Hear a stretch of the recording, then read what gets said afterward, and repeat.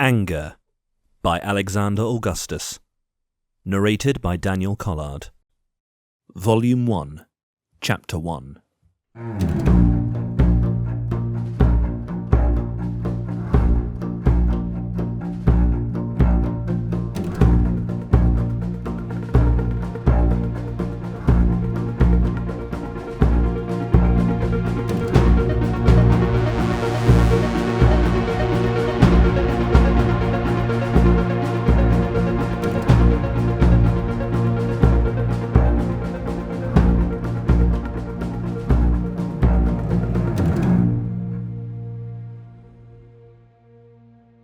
In the year 2040, I unwittingly forced Queen Elizabeth II to witness my suicide. She could not scream in protest, nor cry, nor even sob quietly. By that time she had no eyes to moisten or mouth to call out with. Her body was composed of a thin slip of plastic paper, fluttering in an icy draught on the windowsill of my London flat. She was anchored by some scattered coins, pinned under the discs which bore her former face in 2 dimensions, staring down with anxious, unblinking eyes as she comprehended my cold, unblinking eyes. "Fuck you, Boris," I muttered as water beat down on the exposed flesh within which I was held captive. The body which contained me lost consciousness. Unbeknownst to me, Elizabeth would become my saviour of sorts, and I would be reborn, more powerful than anyone could have imagined. The events I am about to describe have not yet come to pass. Our story begins in the boiling, toxic, tangerine summer of 2030. Climate change, disease, and the breakdown of social structures have pushed humanity to the fringes of what we might call normality.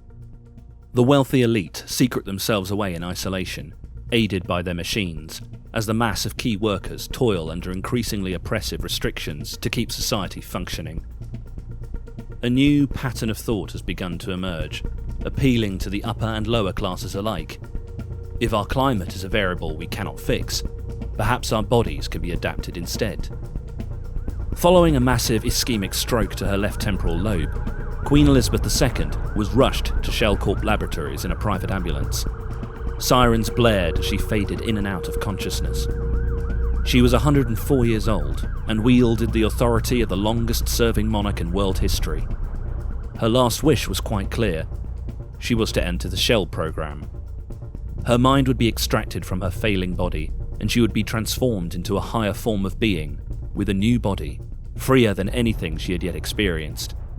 Free of the pain, the hazmat suit, free of the hovering, jet-propelled, diamond-encrusted thronemobile which paraded her through the streets like a waving mascot for the masses. Now she glided through the hallways of the facility as she lay on a stretcher, stiff like a fallen tree approaching a waterfall. Subterranean doors slapped open and hissed shut behind the train of doctors, nurses, engineers and technicians. They flapped around the Queen like moths jostling for position on a light bulb, and in charge of them all was the celebrated neuroscientist Dr. Leopold Buttercake. "Fix the IV, stat! Where's Mary? Get Mary in, now!" Dr. Buttercake was a Yorkshireman who was short, stout, and curiously moist, like a teapot which continually tipped over and leaked on itself. He had first met the Queen when she toured the old Shell Labs facility, and had agreed then to personally guide her body through the extraction process. The world would have to be told what had happened to her, but not yet. Not until the procedure had been completed successfully. Elizabeth understood that many things could go wrong with the technology still in its infancy. Very little information about the Shell program had been leaked to the public, and certainly not Elizabeth's wish to be one of the earliest high-profile patients. For now, the news media only knew that the Queen had had a stroke. Known for her exceptionally responsible and outwardly serious nature, Elizabeth Windsor had long accepted that her body was an instrument of the state, never fully her own to command, always duty-bound to others. Because of this, she struggled with human relationships. She hated being scrutinised by those who pried into her private affairs, and she avoided press interviews like the plague. She preferred the company of her beloved animals, the dogs and horses who made no judgment on her character, family or office. On her 1999 trip to Seoul, Elizabeth had heard a curious Korean folk tale about an elderly woman who escaped her social obligations and decrepit body by transforming into a puppy. The story quite took her fancy, and courtiers would often find Elizabeth gazing into the distance, expecting that she was contemplating some official business, when in fact she was miles away, fantasizing about life as a corgi. Such joy, she thought. But unlike puppies, royal humans were expected to show decorum. Elizabeth was well suited to diplomatic office, being orderly, polite and restrained in all her dealings. When they were children, Elizabeth's sister Margaret made no secret of her yearning for adventure.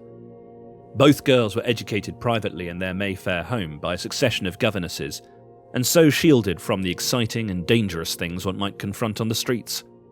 Slumped over her 18th century chestnut desk during French classes, Margaret dreamed of running free.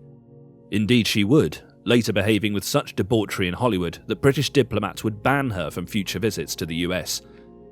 But Elizabeth was in no position to enjoy cocaine-fueled romps with movie stars. She remained fundamentally sensible and well-behaved, even if, secretly, she was envious of her younger sister's displays of wild rebellion. Then a shock. In 1952, Elizabeth's father died, and the following year she acceded to the throne. She was never supposed to be queen. She was only 25. Her life became infinitely more constrained, with Parliament, the media, and the demands of international politics closing in. Elizabeth's silk-gloved hands would never again be permitted to brush against normal things like the grab pole in the London Underground, or the kitchen knife which chopped the food she ate, or the steering wheel of a car. It was not her expectation to be locked away in posh castles, and later put on display in the flying vestibule which was her thronemobile. As the years passed, Elizabeth grew to find escapism in gritty soap operas on TV, imagining she might have lived her own life with such drama. It was surreal to her that the tarty young woman on the market stalls had cash registers filled with money displaying Elizabeth's own face. She wished she could open her two-dimensional eyes on these notes and watch herself being passed from the pub to the bookies and from home to home. She imagined being on the set of EastEnders, experiencing the raw drama of the working classes, the freedom of anonymity, to select some high heels and a wig from the racks and vanish, to truly be amongst her people, and see her value firsthand. But alas, one cannot haggle with people who know you are post-economic, a term which made Elizabeth feel numb to the excitement of the world. In the year 2020, the world changed forever. Elizabeth watched as the coronavirus swept over every corner of the globe. It was highly infectious and deadly to the vulnerable, making human contact precarious. This was the first wave of disease, with over 15 million infected. Following this, successive waves sparked up and spread like wildfire, each one seemingly with its own target group. Everyone was at risk. Social distancing measures were enacted, and sanctions were placed on those who violated them. Elizabeth found herself in more extreme isolation than she was used to, separated even from her family. Groups of essential workers, named key workers, had been hit hard by the initial wave of the disease, but were not so affected by later waves. Those who had received more exposure in 2020 developed a certain level of immunity. Shop workers, builders, drivers, the police and military, and of course medical frontliners and carers. While the home office workers and post-economic dilettantes allowed their muscles to wither, everyone else kept going. Elizabeth continued to watch the bawdy slappers on daytime TV, haggling for the best price of a pound of meat or set of cheap hair extensions, but she did so behind glass. Floating along in her thronemobile, Elizabeth continued to wave to the crowds of gaunt and balding men and women. Propelled through the streets in her air-conditioned cage, she often felt hopeless. She issued pronouncements through the speakerphone. We are trying to do all we can to help our gallant key workers, and we are trying too to bear our share of the danger and sadness of these times. But in private, her thoughts were quite different. We are failing to adapt. How can it be that one's mind is as vast as a universe, infinitely creative, ingenious and advanced, yet one's body remains so vulnerable, like a wonderful pearl trapped inside an old shell? And Elizabeth was not the only leader to have such thoughts. There was a growing sentiment that the maintenance of the human body was far too costly to the environment, and to each other. requiring intense food production to nourish these frail vessels, houses to contain them, machines to transport them, armies to destroy them. Locked behind closed doors and pinging back and forth on encrypted lines, the rich and ingenious homebound gradually conceived the Shell program. This experimental initiative was to offer the elite of British society an opportunity to evacuate their human bodies, and although it was never made publicly known what Shell Corp was for, or who was directing it at all, many companies across the UK had a hand in developing pieces of the technology involved. There were a lot of donations from undeclared sources, and a lot of secret government funding had been directed towards setting up labs and sourcing a team of scientists and technical staff. In 2030, Her Majesty requested an audience with the public face of the programme, Dr. Leopold Buttercake. She was invited to the Shell Corp Labs site in East Anglia. Tally-ho! Clapped Elizabeth as a thronemobile powered up the final access road towards the laboratory buildings with reliable speed. The vehicle delivered her to the gates of Shell Labs, while hazmat-suited courtiers hurried behind with rolls of red carpet under their arms. The hazmat suits of the early 2030s were not like the bulky orange things you would see on television at nuclear spill sites in earlier decades. The material of the outfits rested tighter against the skin, available in a range of fashion-conscious designs. They could be worn discreetly under coats and slipped inside ordinary shoes, although these were always hung in cupboards outside the home, never brought inside for fear of contamination. Leopold Buttercake wore a lab coat over the top of his hazmat suit, a bright yellow name badge prominent on his chest. He was weak-kneed with anticipation as he opened the gate to the Queen. Your Majesty, this is the highest honour. Please follow me. He trotted alongside Elizabeth's hovering thronemobile, occasionally daring to place a hand on a ruby-encrusted knob to prop himself up. His thick Yorkshire burr was often mistaken for a casual approach. Hey up, lads, we'd best get to ball rolling if we want to survive to apocalypse, he might say as he rallied his troops. But rivals soon learned not to underestimate him, as his pragmatic intensity led him to explore solutions no one else would dare to. He led the way with the jittery nervousness you might expect of someone explaining to their queen how her subjects would be engineered into a new species. I have the great fortune of fronting, he paused to wipe his brow, a world-renowned team, ma'am. In a sweeping conference room overlooking the lab buildings, he approached a series of presentation boards. We set about isolating the conscious mind and building responsive capsules to contain it. The first shells we built looked human, a mixture of synthetic structures covered by organic tissue, designed to enhance the senses and experiences we already have. He looked to Elizabeth, who nodded regally and said, Sight, taste, touch, and so on. He continued, Yes, however, early testing proved problematic. The consciousness always rejected the host body. Like forcing a cat into box when it's time for vet, you know? He looked at Elizabeth for validation, who certainly did not know. Turning back to the boards, Leopold surveyed the images of early failures with a concerned eye. He explained, One day, however, inspiration struck. Whilst observing the growth of various crustaceans, I thought, perhaps the minds themselves should guide the designs of the new bodies. See, I theorised that if we allowed each brain to manifest its own shell, then the consciousness would regard it more as a native limb than a foreign body. He peered up at Elizabeth again through her glass container to check that she was following. Sharp as a needle, Elizabeth nodded along. So you adapted the program. People designed their own shells. User-generated. Yes, ma'am. 3D printers were equipped with high-tech materials, metals, plastic, ceramics, electronics, and other thingamabobs, and we allowed the mind to guide the process by stimulating parts of the brain and picking up on the response signals. These feedback routines help form the artificial components of the new body. At that point, the mind enters the new shell, and then we need to foster the growth of the organic tissues from the human participant. So we seal the shells into an incubator egg filled with stem cell plasma. Dr. Buttercake rotated one of the display boards to reveal another host of diagrams. The rest of the shells grow there, sometimes in days, sometimes weeks. It uses stem cell tissue from the participant, but also a whole range of other animal, insect, and plant matter. Fascinating, exclaimed Elizabeth. to the relief of Leopold, who was looking as though he'd scaled the walls of Buckingham Palace without a safety net. He continued, The initial results were astounding, ma'am. New kinds of body, wilder than anyone could have imagined. And also quite splendid, if I do say so myself. Leopold pulled at a velvet rope dangling above his head, which dropped a curtain behind Elizabeth. A window looked into a grassy enclosure. "I say!" exclaimed Elizabeth as she gained upon a marvellous creature, slithering about on multiple tentacles. It appeared to have a dozen eyes, several horns, and a body shimmering in the light with innumerable polypropylene wings. Her staffers gasped and reached for their mobile devices to take pictures before remembering they had all been confiscated.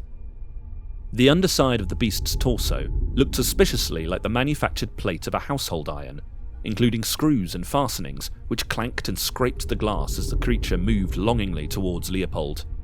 Say hello to Barbara Smith, or Barb SO8, ma'am. The human is still in there, she just needs a little encouragement. They tend to get quite attached at first. Leopold raised his podgy hand and gestured for the security guard to lower the gates of the enclosure, which hissed open into the wider courtyard. Go now, be free, said Leopold gently, and Barb SO8's many eyes appeared to register the command and turn away. They always listen, but they usually cannot speak. Not in human languages anyway. Leopold lifted a small circuit board and played with its wires and valves. We've been trialling these implants for humans, you know, to communicate with the pearls. Perhaps even to heal our human bodies. He clicked about with it, and with a look of frustration, tapped it harshly on the table. Nothing conclusive yet, though. "This creature was formed from the participant's own mind?" said Elizabeth, aghast. Yes, ma'am, and quite content the little blighter is too.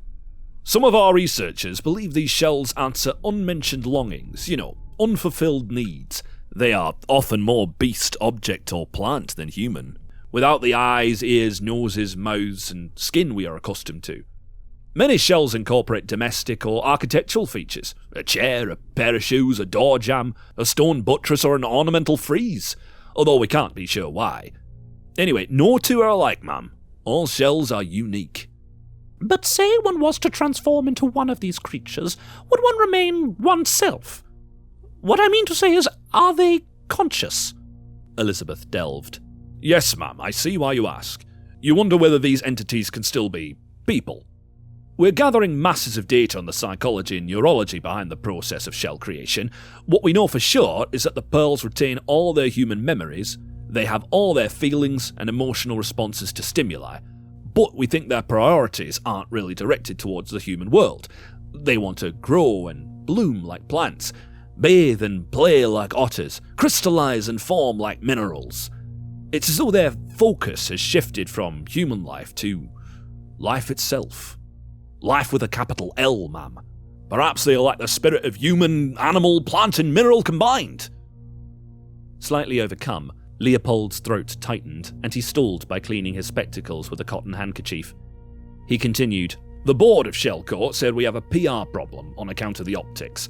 They told me, no one wants to be a mutant, Dr. Buttercake. But I don't think they see it right, ma'am. Life has become too tough for the lonely old folk, and for the little ones breathing in the fumes from the moment they're born.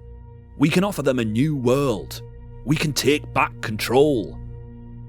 They left the conference room and toured a series of enclosures in which Elizabeth was shown the weird and wonderful forms the trial subjects had made of themselves. It was a kind of alien safari of former humans, most of whom were terminal patients or very elderly. Elizabeth was often reminded of curious deep-sea creatures with soft, gentle forms floating or bobbing or pulsating, prehensile tentacles, pouches of glowing bacteria, transparent skin with softly beating clockwork hearts. Leopold had feared Elizabeth might regard them as monstrosities, but she surprised him. From the confines of her floating throne, she looked on their mech-organic forms and saw a kind of freedom that reminded her of the shining yellow petals of her beloved primroses. She could not always tell where one body ended and the next body began. She waved to each of the creatures, although she didn't know if they even noticed her. "Harmony," she said, struggling to adjust herself on the thronemobile, now glitching up and down on the edge of a security barrier as a staffer steadied it.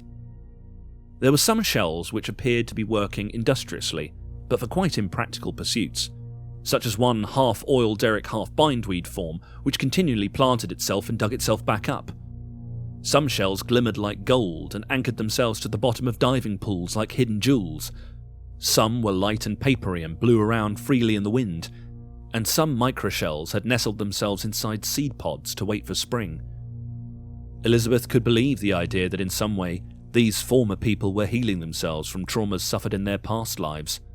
Now they simply existed to exist. "Quite exquisite," she sighed.